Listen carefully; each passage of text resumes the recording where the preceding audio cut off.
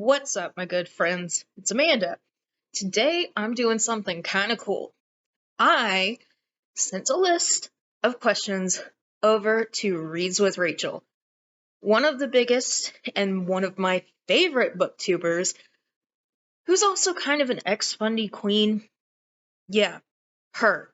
So, I'm gonna roll the intro, and then we will splice in my questions with Rachel's answers. Roll it. Hi, my name's Rachel from the channel Reads with Rachel, and thank you so much to Amanda for having me come on and do this collab.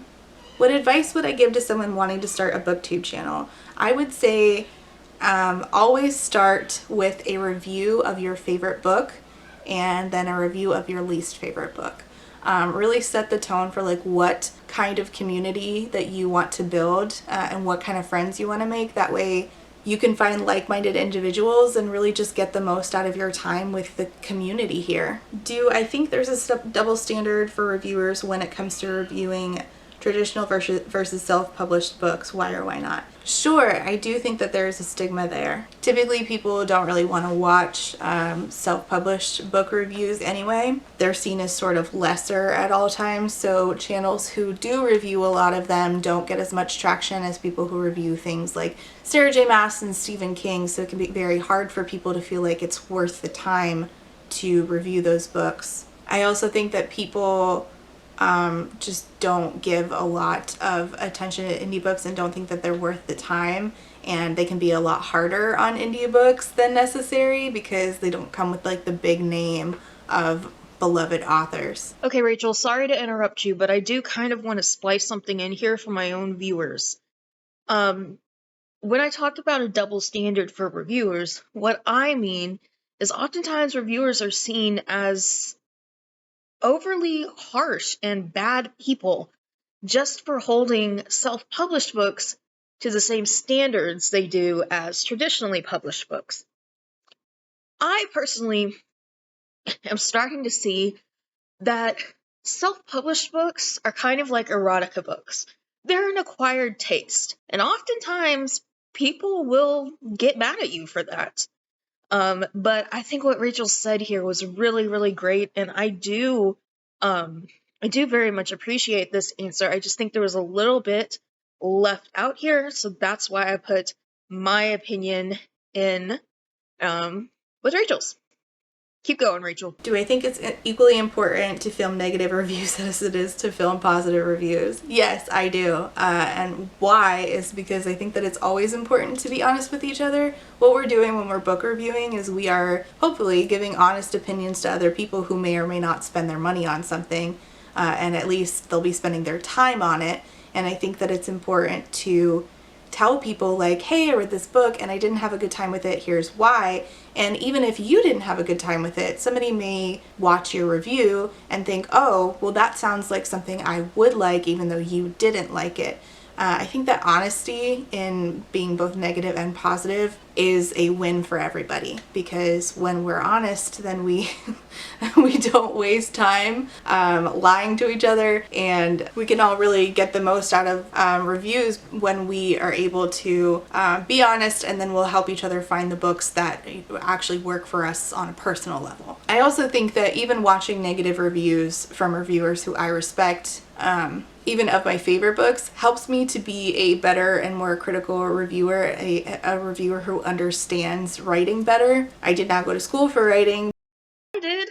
I was a creative writing major because I couldn't major in anything else. So it certainly helps me when I find somebody who's able to critique writing and pick up on things that I did not pick up on. So then I take those understandings into my next book review and apply them. So book reviewing negatively and positively helps me to be a better reviewer. Also, in my understanding, helps authors who watch our channels to understand what not to do by watching reviews of other people's books, and seeing like, you know, what reviewers are actually looking for and what works and what doesn't. So I think that negative and positive reviews are equally as helpful and therefore equally as important to post. Why do you think the book community is so hesitant to post negative reviews on BookTube? I think that it depends on the person. So some people feel like they really want to get in good with authors, and they feel like they need to engage in the mindset of like toxic positivity where everything's great all the time, authors worked so hard, let's just blow smoke up their ass.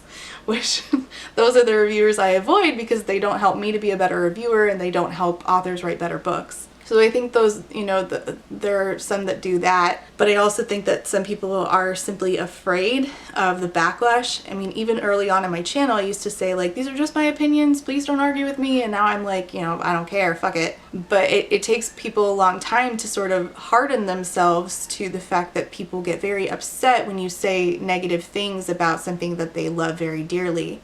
And also there's the issue with authors coming and being frustrated with you that you negatively reviewed your book. So it's a fear of backlash, or it's people not wanting to because they like to engage in toxic positivity. What advice would I give to other reviewers when it comes to handling backlash due to giving a negative book review? I would, oh man, this is a good question. Something that I really tell reviewers is you should, if you are going to negatively review a book, you should block the author on all social medias so that you don't show up in their feed and they don't show up in yours, so that you guys can avoid each other, hopefully. But if you do receive backlash, I would reach out to fellow reviewers and let them know so that they can take measures to protect themselves, because if the author is willing to do it to you, they'll be willing to do it to somebody else. And reviewers should be protecting each other. This is a community and we should look out for each other. Oh shit, I missed one, I'm sorry. If you don't have something nice to say about a book, is there harm in saying nothing at all? It really depends on the context. So if something really annoys me, I love to talk about it. If I just feel like something was bad, just badly written, if it's not even funny, it's just bad to the point of it being sad, I have said nothing. I have put a no rating on Goodreads and just left it alone because it's too exhausting to try to explain like where it all went wrong. And if I feel like it's not beneficial for the audience of readers or to fellow writers, what's the point? So I have given some books like no rating on Goodreads and just moved on with my life because that's how bad they were. In general, do you think other booktubers are honest when reviewing books? I think the ones that I follow are, but that's because I look for those people. And that's the thing about when you join BookTube, is that you really have to sort of like cultivate your own community and decide like who you want to engage with. So everybody that I watch, everybody that I'm friends with is very honest, and I deeply appreciate that. All of the people I watch have made me better reviewers and have helped me see different shades of all kinds of books I liked, books I didn't like. And if you feel like a booktuber is being dishonest,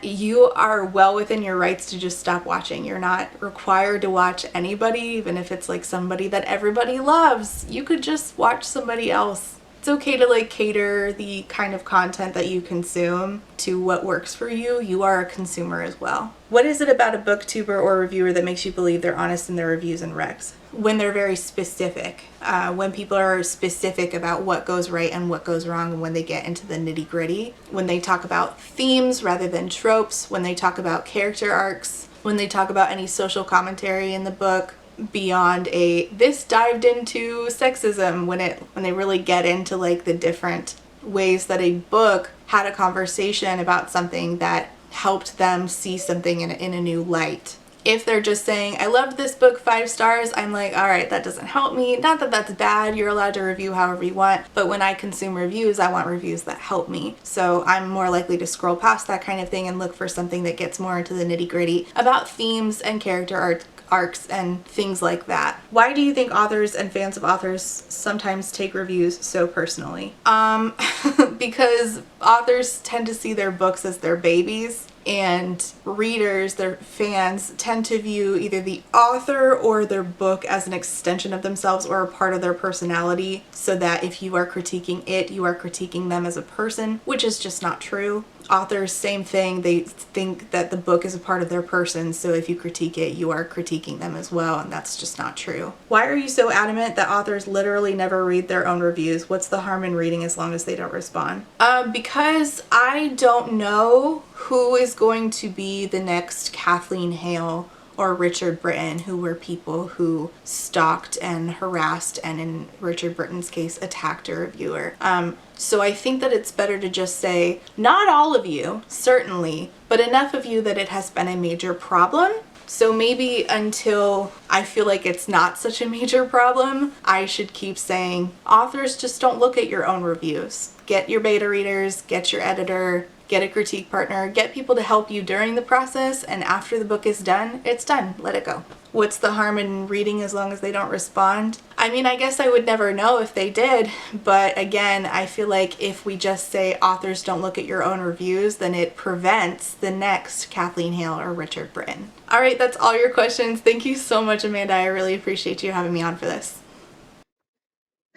All right, guys. So you've seen it. You've seen our interview, and I'm sorry, but I didn't realize like how teacherish these questions sounded when I sent them over, but hearing them read out loud, like, thank you, Rachel, for just basically almost straight up taking a test. I wish my seniors would give me those answers. But guys, I'm gonna speak directly to my audience right now. I just want to thank Reads with Rachel so much. I have 156 followers. No one knows who I am. Rachel did not stand to benefit anything from this. All she wanted to do was talk about books, which is why I love the BookTube community so much. So thank you, Rachel. You are a pivotal part of this awesome internet corner that we're in.